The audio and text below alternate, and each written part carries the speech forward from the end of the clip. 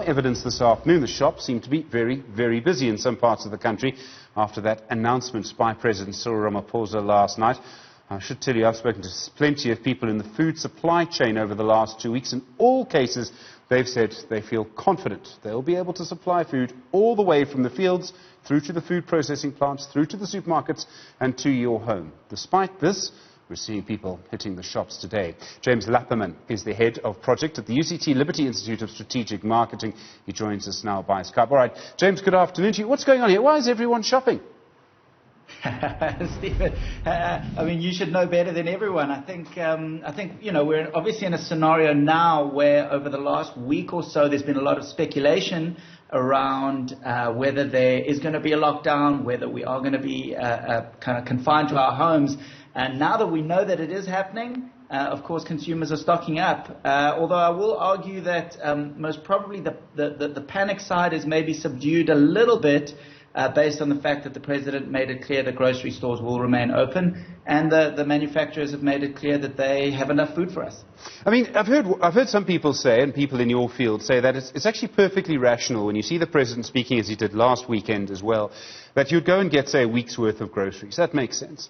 It's when you get there and you see that the person next to you has a trolley that's actually got more goods than you, and it's at that point that you, frankly, lose your mind.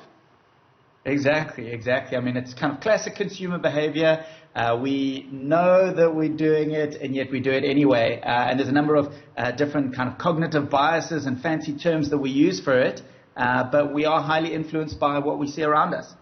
Is it important to do what all of us should do when shopping, which is to draw up a list first? Don't just go down the aisle, because that's how you come back and, full of chocolates and nothing else. But if you do a list first, you're actually going to remember the toilet roll.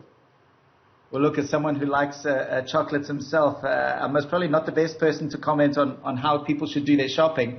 But look, I think it is a time where people are rationing to a certain extent, thinking, what can they, what do they need? What can they afford to stockpile? Even the middle class, I mean, we've spoken quite a bit about inequality in South Africa, but even the middle class doesn't always have a lot of money to be able to stockpile a month's worth of groceries. And so it is an interesting time. We should talk a little bit about the resilience of our supply chains. Now, in our system, in our country, because we have competition, because we have different groups, so farms will compete against each other, the big food processing companies will compete against each other, the retailers will compete against each other. They all have different resources. What that means is that if one of them has a problem, other ones can fill that gap. You can still go to another retailer.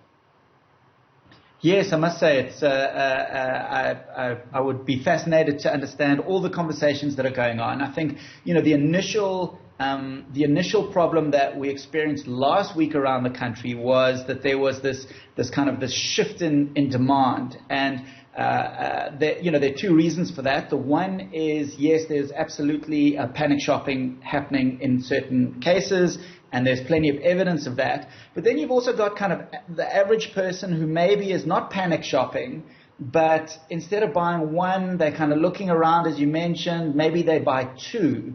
Now, if a store is seeing 100, 1,000 customers an hour, just buying one or two more of a particular product is going to cause a supply chain a kind of disruption. And a lot of these retailers have spent years kind of in many ways perfecting their supply chain, making it lean, trying to make sure that there's not stockpiling, overstocking, etc. And I think kind of the shock of the last couple of weeks has really put a lot of pressure. And I think a lot of people have been working overtime. Although my connections in the food sector believe that they will be making target this quarter. Well, this quarter, yes, but next quarter, I mean, what you have is a situation, James, and I mean, I don't need to tell you this, you know this better than I do, where the food's almost, flying out of the shelves. It's flying out of the shelves without any marketing whatsoever. It does mean, though, at some point, everyone's going to have, frankly, too much toilet roll, possibly too much red wine as well. That means you're going to have the world's biggest sales to get them back after all of this. Yes, I must say it's going to be interesting. And to be honest, I think, if I had to think where I was 3-4 weeks ago and the things that I was thinking and the things that I was planning versus where I am now, I think it's very hard to predict what the next 3 weeks, the next 3 months is going to look like. But of course, a household can only eat so much and can only use so much toilet paper. And so there will, I think the balancing out will happen, as you rightly say. Okay, I mean, let's just talk about marketing during a time of a national lockdown. People aren't really supposed to go shopping for anything except essentials. That's a huge part of the marketing world that basically just shuts down for a while. I mean, sure, there'll be plans, there'll be sort of back to normal sales, there'll be all of that sort of thing, but it's actually going to be quite a difficult time for different parts of the economy, including the marketing sector. Yeah, absolutely. I mean, I think there's a lot of advertising agencies work with freelancers, and I think that that we've spoken a fair amount over the last day or two just about what's going to happen to your consultants, your freelancers, and your small and medium enterprises. But I think in general, many companies go through good times and bad times themselves, and it really does depend on what sector you're in. Some companies, this is an amazing time. This is a time of plenty. Their products are flying off the shelves. But other categories of product, the stores are being asked to close for the next 3 weeks. And so, the narrative in the marketing community at the moment has a lot to do with whether to be spending time kind of brand building, keeping connected with customers, keep the message out there, but understanding that from a sales point of view, this isn't really going to be a good time for them. Okay, so what happens afterwards? I mean, at the same time, there's surely going to be a move in some ways to different types of media. So I'm actually not sure if newspapers are allowed to be delivered during this time of COVID-19. I'll need to check the regulations. Some of them have only been issued in the last hour by various ministers. But we're likely to see advertising perhaps coming back, please, to television. Some of it perhaps going back to radio, because that will still work. And then, of course, online. Yes.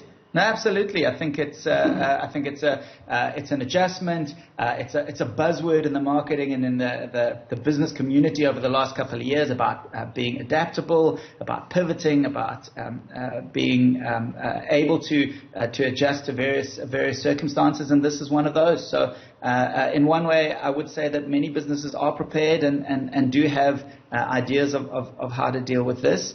And again, I think the big question is, after the next 3 weeks. 3 weeks is long, but it's not 3 months.